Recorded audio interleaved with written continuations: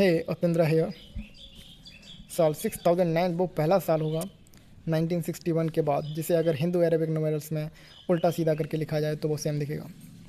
लेकिन शायद मैं और आप 6009 तक ज़िंदा नहीं रहेंगे, क्योंकि इंसान की ज़िंदगी इतनी लंबी नहीं होती है।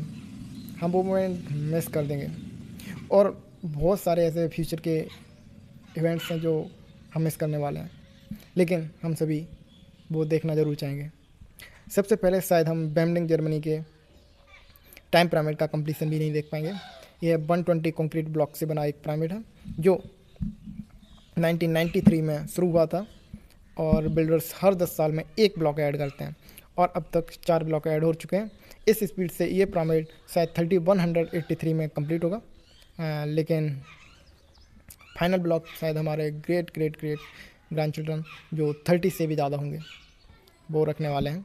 लेकिन वो भी शायद चेरनोबिल एक्सक्लूजन जोन में सेफली नहीं घूम सकते, क्योंकि 1986 में जो डिजास्टर हुई थी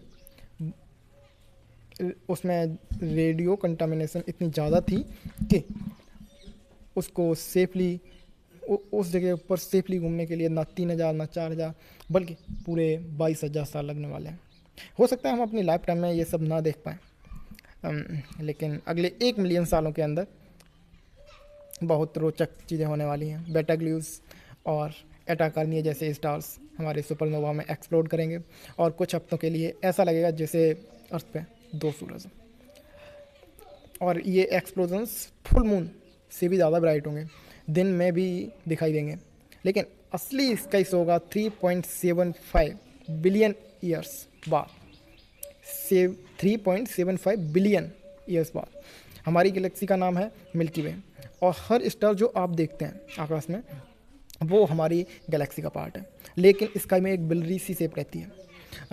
वो कोई स्टार नहीं है, वो है एंड्रोमेडा गैलेक्सी, जो 2.5 मिलियन ईयर्स जो 2.5 मिलियन लाइट ईयर्स दूर है। 2.5 मिलियन लाइट ईयर्स दूर, और वो हमारी तरफ आ रही है 300 किलोमीटर्स पर सेकेंड की स्पीड से। 300 किलोमीटर पर सेकेंड की स्पीड से। हाँ, लेकिन इसमें बहुत साल लगने वाले हैं। तो अभी कुछ इसका ही ऐसा नहीं, ऐसा दिखता है। लेकिन 2 बिलियन साल बाद एंड्रोमेडा इतनी करीब होगी कि ऊपर देखेंगे तो इसका ही कुछ ऐसा दिखेगा। 3.75 बिलियन ईयर्स बाद पूरा इसका एक साइंस फिक्शन मूवी जैसा लगेगा। मिल्की वे और एंड्रोमेडा टकराएंगी, मिक्स होंगी, और एक नई गैलेक्सी बनेगी जिसे लोग शायद मिल्की ड्रोमेडा कहेंगे। कितना अच्छा होता अगर हम भी सब ये देख पाते। लेकिन फोमो मत करो, क्योंकि फ्यूचर की लाइफ हमसे जेलस होगी, क्योंकि उनके पास सुपरनोवास और गैलेक्टिक कॉलिजन्स होंगे, लेकिन उनके पास क्या नहीं होंगे, वो हैं total solar Eclipse, Niagara false, Saturn की रिंग्स, माउंट रशमोर, क्योंकि मून हर साल 1 सेंटीमीटर दूर जा रहा है। तो इससे टोटल सोलर इक्लिप्स ख़त्म हो जाएंगे। मतलब 600 मिलियन ईयर्स बाद वो सन को कम्प्लीटली ब्लॉक नहीं कर पाएगा, और टोटल सोलर इक्लिप्स ख़त्म।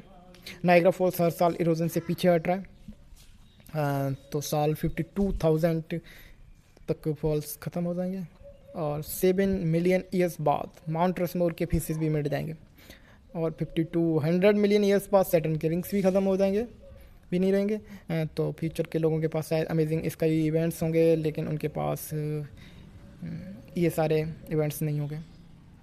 और इंटरेस्टिंग बात यह है कि आपके पास भी आपका पूरा वर्जन नहीं है, क्योंकि आपको अपनी कंसेप्शन या बर्थ याद नहीं है, लेकिन आप उन मोमेंट्स को थोड़ा फील कर सकते हैं। और लाइट सबसे फास्ट चीज़ है। जब एक फोटोन स्टार के अंदर बनता है तो उसे सरफेस तक पहुंचने में लाखों साल लग सकते हैं। वो एटम्स और इलेक्ट्रॉन्स के बीच बाउंस करता रहता है जैसे एक पिनबॉल मशीन।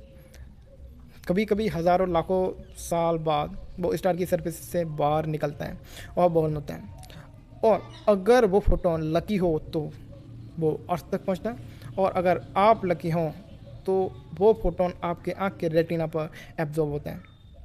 अगर कोई स्टार उतने लाइट ईयर्स दूर है जितनी आपकी एज है, तो वो लाइट उस टाइम निकली थी जब आप पैदा हुए थे, या फिर आप शायद एक सिंगल सेल थे। बहुत बड़ा है, आपकी ज़िंदगी बहुत छोटी है, लेकिन स्पेस इतना बड़ा होने के बाद भी हम सब कुछ मिस नहीं करते हैं। और हमेशा की तरह थैंक्स फॉर वॉचिंग।